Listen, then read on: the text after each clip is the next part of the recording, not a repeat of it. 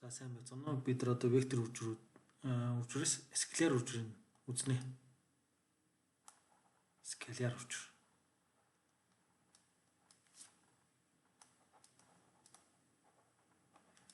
За скаляр үржир гэдэг нь яа гэм бэ гэхээр ямар нэгэн а векторыг б вектороор үржүүлэхээр за тэндээс бол а үржих нь б үржих нь косинус альфа гэсэн томьёогоор илэрхийлэгддэг. За энэ бол скаляр үржир. За тэгэхээр эндээс хэдүүлээ ямар нэгэн вектор хэлбэрээр координатын хэлэлтээр зураад үзэх юм бол за энд бол босоо чиглэл y тэнхлэг. За ихтэй чиглэл x тэнхлэг авъя.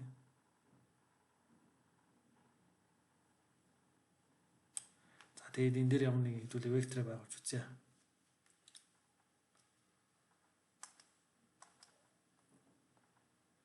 За тэр векторыг зурах юм бол ямар нэгэн а вектор авъя. За ингээд а вектор. За энд ингээд ямар нэгэн вектор. За энэ хоёрын хоорондох өнцөг альфа. За ингэж үзье. За тэгэх юм бол энэ а векторын маань байршил юу юм бэ гэхээр энд 1 2 3 4 5 6 за энэ шиг x тэнхлэг. Энд 2 байна.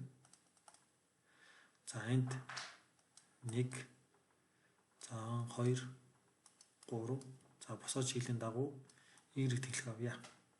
За тэгвэл эндээс а вектор маань юу юм бэ гэхээр а вектор маань 2i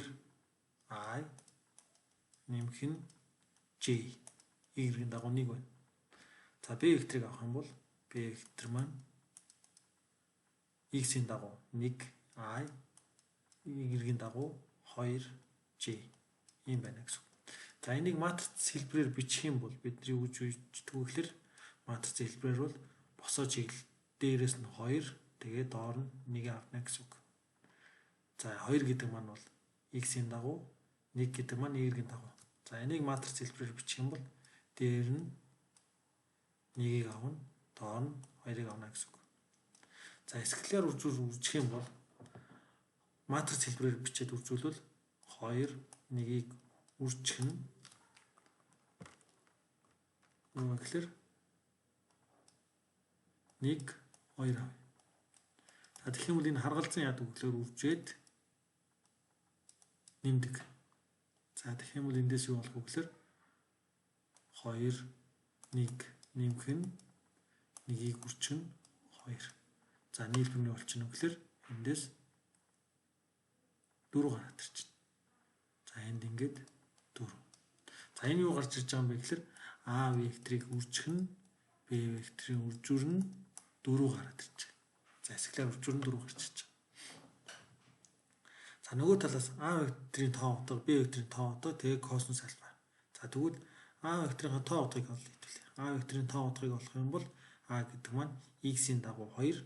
За тэгэхээр энэ бол юу гэж үздэг вэ гэхээр x-ийн дагуу гэдэг маань а x-ийн квадрат нэмэх нь b а y-ийн квадрат язгуур дор оруулах юм бол а векторын тоо утга гарч ирдэг. Буюу а векторын урт нь гэсэн үг.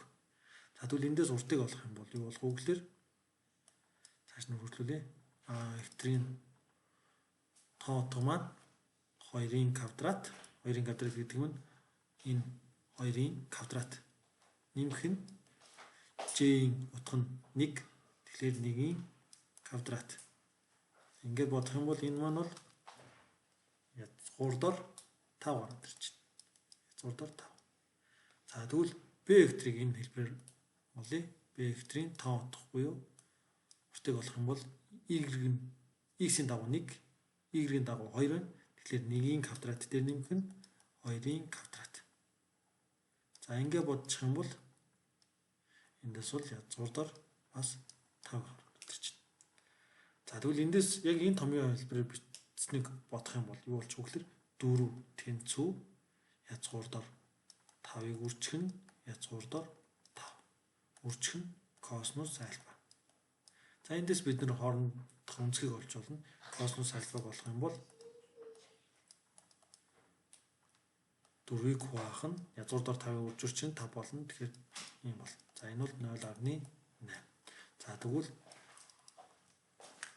космос альфа маань хэдэд 0.8 гардаг вэ гэхээр 36.8 буюу ойролцоогоор 37 градус. За энэ бол ойролцоогоор 37 градус байна.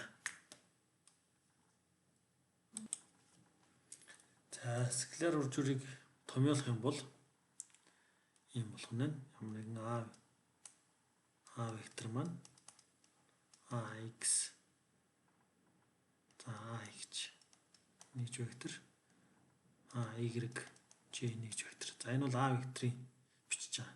За бид нар бол сая өмнөх жишээн дээр авсан энэ дээр бол 2 1 гэсэн хэлбэрээр бичсэн. За тэгвэл ямар нэгэн B вектор маань BXI нэмэх нь BYJ. За тэгвэл скляр үржүүрээр бичих юм бол I векторыг I вектороор скляр үржүүлвэл энэ бол 1 гардаг. За харин I-г J-ээр үржүүлэх юм бол 0 болчдөг. Юу гэсэн үг вэ гэхээр I гэдэг маань бол X-ийн дагуу вектор. За нөгөө I вектор нь бас X-ийн дагуу. Энэ хоёрын хоорондох өнцөг маань тэг градус байна. Тэгвэл косинус тэгд 1 байдаг. За энд болохоор I вектор маань ингэж бичлээ, J вектор маань ингэж бичлээ, хоорондох өнцөг нь 90 градус. Тэгвэл косинус эрд тэг байдаг учраас энэ бол тэг болчих. Энэ болохоор 1 гэд гараад ирдэг.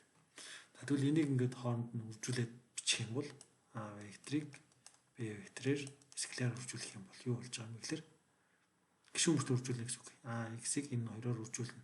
Тэнгүүд I за тэгээд ийшээ үржигдэнэ. За тэгэх юм бол юу болж байгаа вэ гэхээр энд үржүүр нь AX-ыг BX-аар үржүүлэх юм бол I-ийн үржүүр 1 болоод AX BX гараад ирнэ. AX BX. Энэ хоёрын үржүүр маань болохоор би нэг улаанаар тэмдэглэчихье.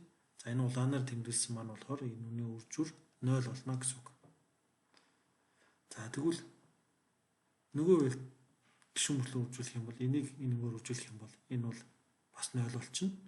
Харин энэ хоёрын үржүүр нь юу гараад ирэх вэ гэхээр 1 гараад ирнэ. JJ-ийн үржүүр болчихно. Тэгэхээр A-ийг B-гээр нь үржүүлнэ гэсэн үг. За тэгэхээр скляр үржүүр үржүүлэх юм бол ингээд шууд гараад ирэх нь байна. Тэгээд тэр нь бол хоорондын косинус P-гээр яах нь бичигддэг байна. За тэгэхээр скляр үржүүрээр бол маш олон хэмжигдэхүүнүүдийг бол тодорхойлж болдог. За бид нар энэ үний жишээ болж болох дараагийн сэдвүүдээр юу ярьж үзэх вэ гэхээр ажлын талаар үзнэ. За эхнээс нь хэдүүлээ харъя. Скляр үржүүр гэдэг маань эндээс харах юм бол B-гээр үржүүлээд B-ийн үржин космос альфа буюу хоорондын өнцөг маань энэ гарч ирэх нь байна. Тэгвэл A векторыг ийм гэж үзье, тэгвэл B векторыг ийм гэж үзье. Матриц хэлбэрээр бичих юм бол энийг X-ийн дагуу 2, Y-ийн дагуу 1 гэдэг. Дээрээ X нь бичигддэг байх нь. Харин доороо Y-ийг бичигддэг байна. За тэгээд энийг матриц хэлбэрээр үржүүлэх юм бол ингээ гаргаад ирдэг байх нь. За энийгээ таар нь үржүүлээд тоо утгаар нь болох юм бол болж юм болохоор A векторын тоо утга маань язгуур дор 5, B векторын тоо утга маань язгуур дор 5. Тэгээд энэ томьёо хэлбэрээр бичих юм бол A векторын скляр үржүүрийг бидний 4 олцсон. Тэгээд 4 ингээд энэ томьёо ясаар орлуулад өнцгөө гаргаж ирж байгаа. За гэх мэтлэнгээр энд бол скляр үржүүрийн талаар үзлээ.